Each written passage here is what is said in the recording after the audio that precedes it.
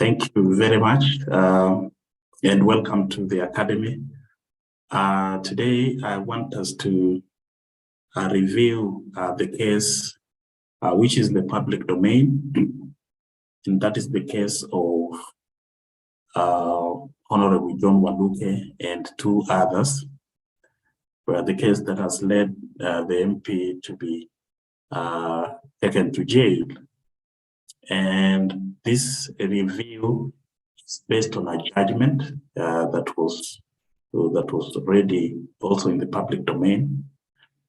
So I just want to help us understand really what happened and what was the basis of this senior member of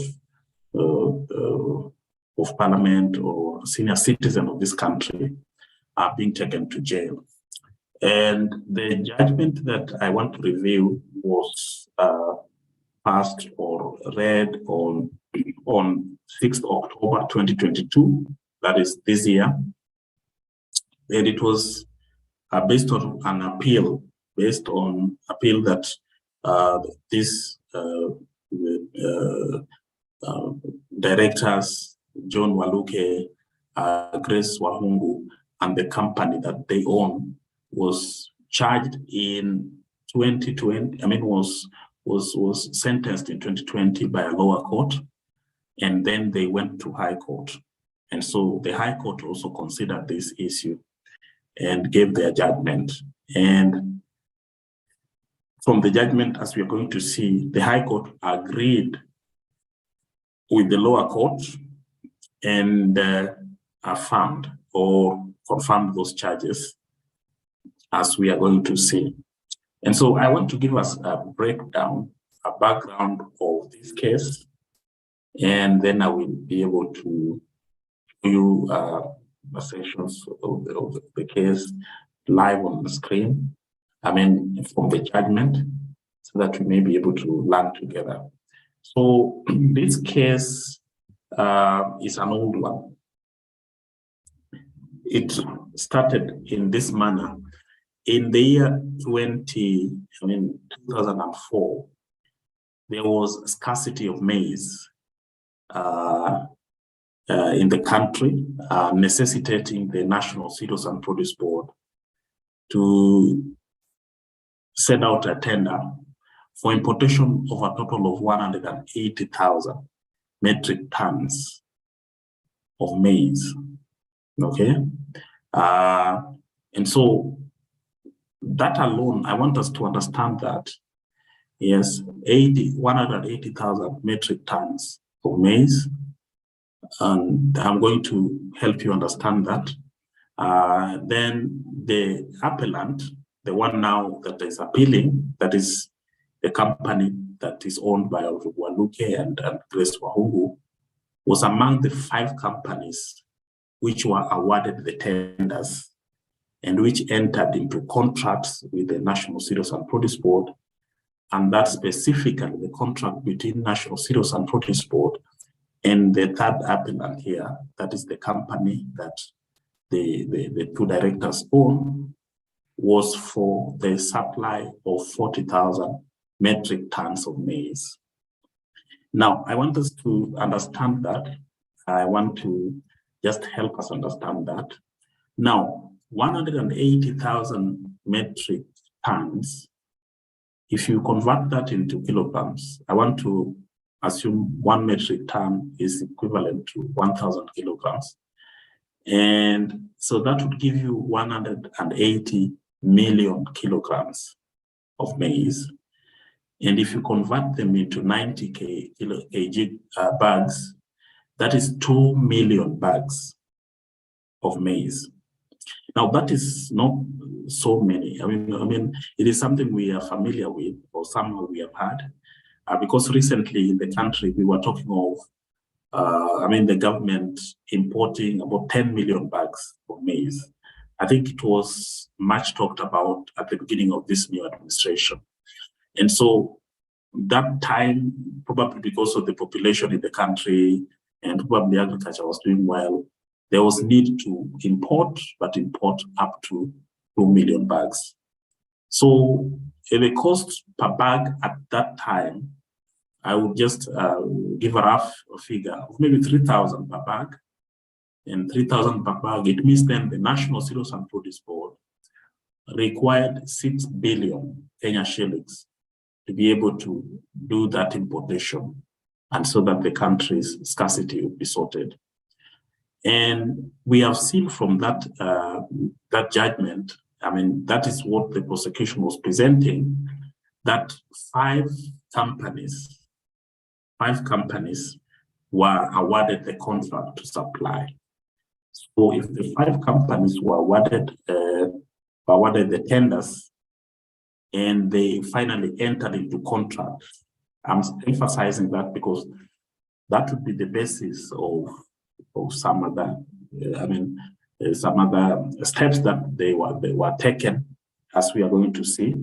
And so they were awarded the tenders, and they entered into contracts with National Cereals and Produce Board. And we have been told that specifically this company was given 40,000, a tender to supply 40,000 metric tons of maize. And so I was just trying to imagine, maybe if there were 5 companies, maybe company 1 was given 40,000 also, company 2, maybe 40,000, company 3, maybe 20,000, and then company 4, company 5. I mean, maybe the 4 companies were given 40,000 each, and 1 company was given 20,000. Just for purposes of agreement, I mean, of explanation, so that the 180,000 is covered. So the company in question was the 5th company, and it was awarded a tender to supply 40,000 metric tons. If we convert that into kilograms, that gives us about 40 million kilograms. If you divide it into bags, it gives you, into 90 kg bags, it gives you 444,444 bags. So it's about 450,000 bags. Now, at a average cost of 3,000,000, it therefore means that this company was to be paid about 1,333,333,333 shillings, roughly 3.3 billion. So 3.3 billion that they were supposed to be paid. So I want us just to have an idea of really what happened. So they have signed a contract. They are supposed to supply that, import and supply. And then what happened next? Now, they've been given a contract. They were awarded the tender, and they have entered into a contract with NCPB, and specifically the contract between this company, Mr. Waluke's company, and Honorable Waluke's company, and National Cereals and Produce Board have entered into a contract for supply of 40,000 metric tons, which we have seen is about 450,000 bags. Now, the contracts were predicated upon letters of credit being issued to the suppliers. Now, predicated means that they were tied to a condition that the contract would continue only after you are issued with a letter of credit being issued to the suppliers, but that only 4 of the companies were issued letters of credit because the funds ran out before the company in question, the third appellant, was issued with a letter of credit. So this is where this case revolves, that they were given the contract, they signed the contract, but now the letter of credit was not issued to them. And why? What is the letter of credit? Letter of credit is a guarantee that the entity that is procuring will pay upon delivery. And so what this company required, the company is called ERAD, Supplies. I'll give you the full name. The company is called ERAD. So what ERAD required was that we have already been contracted. We have signed a contract.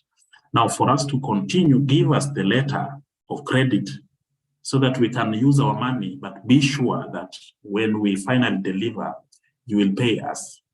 But now what they are saying, the NCPB was saying, the money ran out. They could not, it's like they didn't have the 6 billion at hand. So they could not give letters of credit to all the 5. So they gave to the first 4, which were able to be issued. Because you see, as you issue the letter of credit, it is the bank acknowledges that there's that money, and actually that money is committed and is set aside for that supply. And so there was no money. That is what they are saying. And so if there was no money, therefore, the third appellant was not, the contract for this ERAD was not honored, leading to a dispute between them, which was subsequently resolved through arbitration. And so this issue was taken to arbitration. And this is very common in a contract law, where if there's any dispute, before you run to court, you can always go for arbitration. And actually arbitration, that committee doing arbitration has the same force. Their decision is as good as that which is done in court. And so they went for arbitration, and the person who represented ERAD in that arbitration proceedings was Honorable Grace Wahungu. And that is key, what I've just said, because it will help us understand something just in a short while. So she testified that the award was in favor of their company, and attempts to set it aside in court were futile. Now, what that means is that arbitration was successful in the sense that they won. So arbitration decided that they have to be paid. They have not supplied, but the basis is that they were given a contract, but now the company could not raise money. But for them, they are saying that they need to be paid because they have lost profit that they were anticipating. They also proved in court, I mean, in their doing arbitration, that they had purchased these bags of maize and were storing them somewhere in South Africa, awaiting for the letter of credit so that they could supply. So they were saying that they had been charged arbitration fee, storage fee. And so they were saying that they had gone at a loss. And so NCPB had to pay them. So you see, that is the basis of this case. And subsequently, the monies were paid because the accounts of National Bank, Kenya Commercial Bank, and Cooperative Bank of National Cereals and Produce Board were attached. And so they did not have any room. The accounts were attached in the sense that they could not do any other transaction, but they had to pay because there was an order given from the arbitration court. And National Cereals and Produce Board tried to make some appeals to the court to put aside this ruling of the arbitration court, but they were not able. So it's also important to understand that this company was owned by 3 people at this time. I mean, not at the time of arbitration, because the arbitration was being done in around 2009. But one of the directors at the inception of this contract was the late Jacob Juma. And then we have the Honorable Waluke and also the senior citizen, Grace Wahungu. And so what happened was that Jacob Juma had resigned as a director on 8th March 2006. And so by the time all these things were happening, he was not part of this. It was further the prosecution's case that the evidence relied on by the appellants in the arbitration proceedings That is the invoice that the Grace Wahungu produced, yeah, in trial court, purportedly issued by Chelsea Freight Limited, demanding for payment of $1,146,000 US in storage costs, was a forgery. So it was noted that during the arbitration proceedings, Grace Wahungu, and that was marked, it is clear that, I mean, it is proved that she was the one who represented the company, Erad Supplies and General Contractors Limited, during the arbitration proceedings. The invoice that she produced, claiming or indicating that they were being asked to pay for storage charges. That invoice that was said to be from Chelsea Freight Limited, a foreign company in South Africa, that was demanding US $1,146,000 in storage costs, was a forgery. So you see that position, that this was a forgery, and it was found out that the claimant was okay. That I'll say that it was represented by Wahungu, the second appellant, and that the said claim was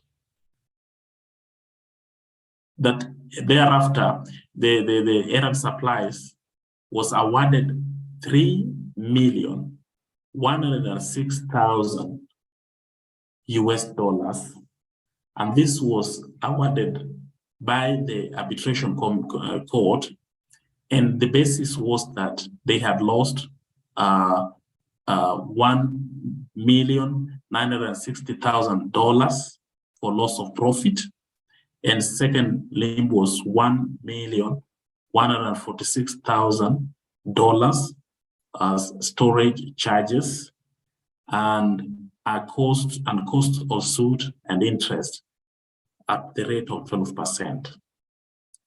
Now, this kind of money was so enormous, because if you do the calculation, and I have done the working somewhere, it comes to about 330 million shillings that they were claiming, or that they were awarded by the arbitration court.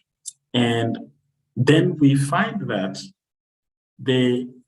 one of the directors of the company that was in South Africa, that was said to have issued an invoice of $1.146 million for storage, came to testify, and he said that he was a member and a director of Chelsea Freight Limited, which was registered on the 25th of June 2002, and that the principal business of the said company was freight services.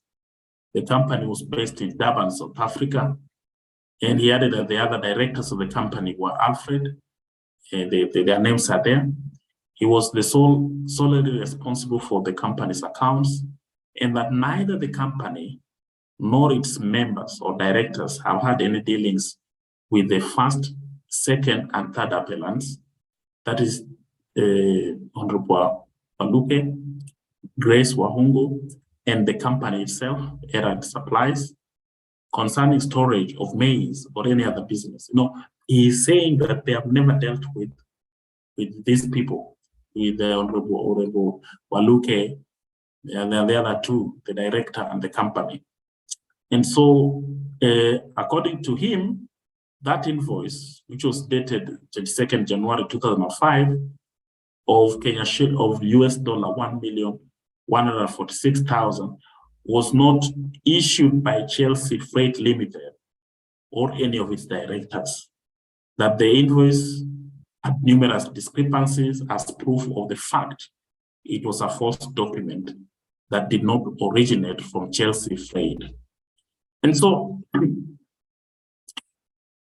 this case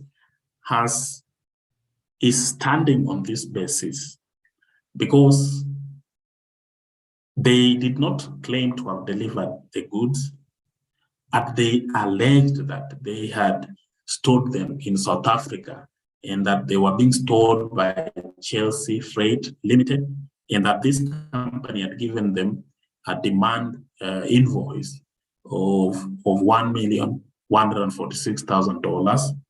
And it is on that basis that they were awarded the huge sums of money that they were awarded, because they were said to have lost profit because they were holding the maize, and they had also had to pay the storage charges and the interest. And so Chelsea Freight had neither been involved in maize shipping or storage in South Africa or any other country, nor had it conducted any business with the appellants, and further that the invoice was a computer printout and did not bear the signature of any of the directors or the company stamp. The witness vehemently disputed that the invoice was issued by Chelsea Freight. So you find that that was a big allegation. And you find it's also testified that on 19th March 2013, Kenya shillings 297,386,505 was transferred via RTGS to the bank account of Soita and Saende Advocates. That the money was afterwards disbursed as follows. And now that money was, now this is now, payments now started. The amount I've told is about 330 million that they were being paid. And now, why are they being paid is for storage charges, which have now been said to be fake, and for loss of profit, which is fake because they didn't purchase anything, and then the interest for the period that they had waited. Now, I want to underscore here that had this thing been, the invoice been correct, that they were claiming the storage charges, rightly, if there was no fake or forgery claims, then it was still in order because that clause on arbitration is a valid provision in the contract. But because it is being said to be fake or a forgery, that is why it is very difficult for Honorable Waluke to escape this. And so we have seen now on that 19th March, you see after back and forth of this issue, the NCPB also trying not to pay this money and trying to take the issue of arbitration, the report of arbitration to court and challenging it in court. Finally, they were caught. They were cornered and asked to pay. And so you find that they have paid now 297,386,505 transferred by RTGS to Soita and Saende Advocates. There is a breakdown of how that money was paid out. You can read it for yourself. And then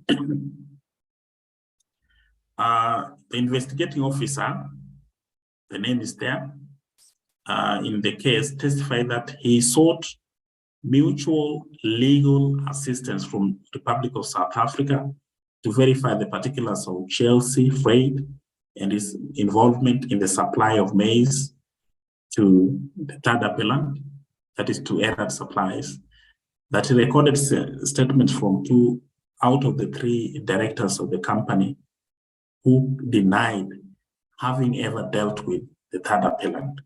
So I want to just to, have that background and understand that this case stands on the strength that the invoice that was produced was fake and it was disowned by the alleged directors of Chelsea Freights in South Africa, and the investigators or the prosecutors, prosecution side did their very best to do investigation, follow up to South Africa, and confirm that whether there was such a company and whether it did any storage for errant supplies.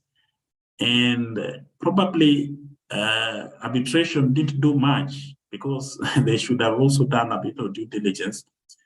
But I also would excuse them because at the point of arbitration, this case is still a civil case. And so the level of the kind of evidence that they are requiring is not so much of a detailed investigation. And probably that's why this case was able to reach this far. But from what the directors are saying is that even at the face of it, the invoice was a printout. And so probably those things would have been picked out. But anyhow, here we are. The case now mutated from an ordinary civil case to a criminal case. And that is why you are seeing the kind of charges, the kind of sentence that Honorable Waluke has befallen Honorable Waluke and Honorable Grace Wahungu. So I want to stop there, but I think that gives you a better background. Probably I'll do a second video to show you the defense, how they defended. I think Honorable Waluke may still have some leeway, especially that he's saying that he did not attend the arbitration. He did not engage with any, did not produce the invoice. He's trying to say that, and probably trying to leave this issue on the hands of Grace Wahungu. I don't know how it will go, but that is the background of this case. And so thank you very much. I want to hope that you learned something. And I want to ask that you subscribe to our channel so that every time we do a video, you are able to get a notification and learn something. This channel is for education. I mean, we only pick topics that are of interest to people and we dissect them so that people may learn something. So thank you very much and welcome again. Please subscribe.